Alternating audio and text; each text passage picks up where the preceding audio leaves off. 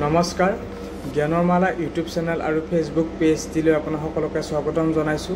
আজি এই ভিডিঅ'টো ৰক্তচাপৰ বিষয়ে কিছু কথা আলোচনা কৰিম। গতিকে ভিডিঅ'টো চাই যদি আপোনালোকে ভাল পায় লগৰ বন্ধু বান্ধৱী আৰু ঘৰৰ পৰিয়াল সকলোকে শ্বেয়াৰ কৰি দিব আৰু এতিয়ালৈকে যদি চেনেলটো সাবস্ক্ৰাইব কৰা নাই তেতিয়াহ'লে অনুগ্ৰহ কৰি সাবস্ক্ৰাইব কৰি দিব।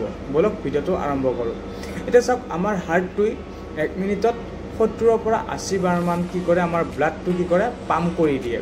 কিন্তু এটো নিৰ্ভৰ কৰে যে আপুনি কি কাম কৰি আছে। যদি আপুনি কষ্টৰ কাম কৰি আছে বা এক্সাৰসাইজ কৰি আছে বা দৌৰি আছে তেতিয়া হলে এই হাৰ্ট পাম্পটো অকমান বেছি কৰিব। তেতিয়া কি হয় 80 পৰা 100 বাৰ মান কি কৰিব ব্লাডটো পাম্প কৰি দিব। কাৰণ আমাৰ এনাৰ্জি বেছি লাগে, সেয়েহে আমাৰ কি কৰে হাৰ্টেও পাম্প বেছিকৈ কৰা আৰম্ভ কৰে।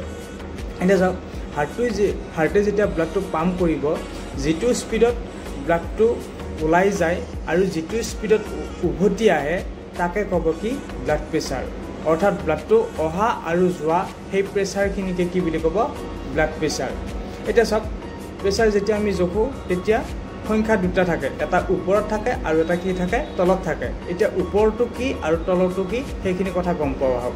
এতিয়া চাওক হাৰ্টটো আমাৰ ব্লাডটো পাম্প কেনেকৈ কৰে, এনেকৈ কৰি থাকে। অৰ্থাৎ হাৰ্টটো ঢাপ ডিপ এনেকৈ থাকে। যেতিয়াই ই হাৰ্টটো এনেকৈ সংকোচন হৈ যাব তেতিয়াই কি ক'ব তাৰ পৰা ব্লাডটো কি হ'ব ওলাই যাব। মানে হাৰ্টৰ পৰা পাম্প কৰি কিনে হাৰ্টে পাম্প কৰি কিনে ব্লাডটো কি কৰি যাব এটা প্ৰেছাৰত সি উলিয়াই দিব। তাক কি ক'ব সেই সংখ্যাটো ওপৰত থাকে। আমাৰ যিটো ব্লাড প্ৰেছাৰ জুখিলে যিটো সংখ্যা ওপৰত থাকে সেইটো হৈছে কি ওলাই যোৱা। অৰ্থাৎ হাৰ্টটো যেতিয়া ব্লাডটো পাম্প কৰি দিব যিটো প্ৰেছাৰত সি ওলাই যাব সেইটো কি ক'ব চিষ্টলিক। সেইটো সংখ্যা সদায় কি থাকে ওপৰত থাকে। আৰু তলৰ সংখ্যাটো হ'ল কি যেতিয়া হাৰ্টটো এনেকৈ সংকোচন হোৱাৰ পিছত যেতিয়া এনেকৈ মেল খাব বা ফুলি উঠিব সেইটো তেতিয়া কি হ'ব ব্লাডটো কি হ'ব আকৌ উভতি আহে। সেইটোক ক'ব কি ডায়েষ্টলিক বুলি কয়। সেইটো সংখ্যা কি থাকে তলত থাকে। এতিয়া বুজি পালানে চিষ্টলিক আৰু ডায়েষ্টলিক কি? যিটো প্ৰেছাৰত ওলাই যাব ব্লাডটো সেইটো কি ক'ব চিষ্টলিক, আৰু উভতি যিটো প্ৰেছাৰত বা যিটো হেঁচাত সি উভতি আহিব সেইটো কি ক'ব ডায়েষ্টলিক বুলি কয়। এতিয়া গম পালে। আৰু এতিয়া হাৰ্টৰ কি হ'ব নৰ্মেল ৰেঞ্জ হৈছে 120/80, মানে ওপৰত থাকিব লাগে ইমান 120, চিষ্টলিক থাকিব লাগে কি 120 আৰু ডায়েষ্টলিক থাকিব লাগে 80। তেতিয়া সেইটো কি বুলি ক'ব নৰ্মেল বুলি ক'ব। এতিয়া চাওক যিটো প্ৰেছাৰ সি উভতি আহিব আৰু যাব তেতিয়া কি হ'ব আমাৰ ব্লাডটো দেহত সৰ্বশৰীৰত কি হ'ব পৰিচালিত হৈ যাব। কাৰণ আমাৰ কি আমি গম পাওঁ যে ব্লাডটো চাৰ্কুলেটৰী চিষ্টেম বা পৰিবহণ তন্ত্ৰৰ এটা ভাগ। গতিকে এইটো প্ৰক্ৰিয়াত কি ক'ব আমাৰ দেহত ব্লাডটো কি কৰি থাকে এনি টাইম পৰিবহণ কৰি থাকিব। ওলাই আহিব আকৌ ওলাই যাব আকৌ উভতি আহিব। এনেকৈ কি কৰে আমাৰ ব্লাডটো দেহত পৰিবহণ কৰি থাকে। এতিয়া ব্লাড প্ৰেছাৰত সেইটো কি হ'ব যিটো স্পীডত সি ওলাই যায় আৰু যিটো প্ৰেছাৰত সি উভতি আহে সেইটোকে কি ক'ব BP বা ব্লাড প্ৰেছাৰ বা অসমীয়াত কি ক'ব ৰক্তচাপ বুলি ক'ব। এতিয়া চাওক মানুহৰ কেতিয়াবা দুটা প্ৰব্লেম হয় ৰক্তচাপৰ ক্ষেত্ৰত।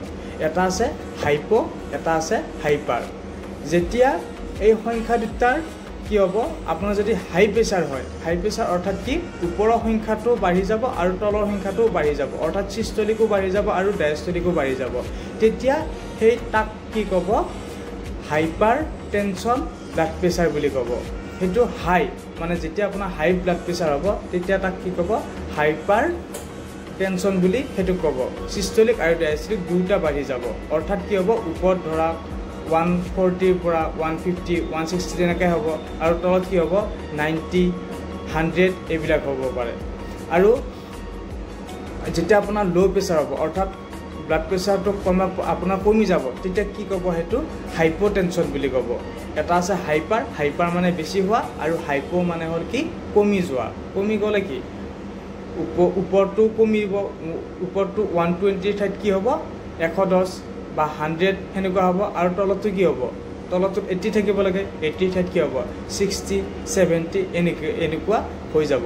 গতিকে ব্লাড প্ৰেছাৰত এইটোৱে আছে ওপৰটো আৰু তলতটো দুয়োটা চাব। নৰ্মেল ৰেঞ্জত কি থাকিব লাগে ওপৰত 120 আৰু তলত কি থাকিব লাগে 80 থাকিব লাগে। সেইটো কি ক'ব নৰ্মেল BP থকা বুলি কোৱা হয়। গতিকে হয়তো আপোনালোকে ভিডিঅ'টোত অকণমান হ'লেও গম পাইছে ব্লাড প্ৰেছাৰৰ কথাটো।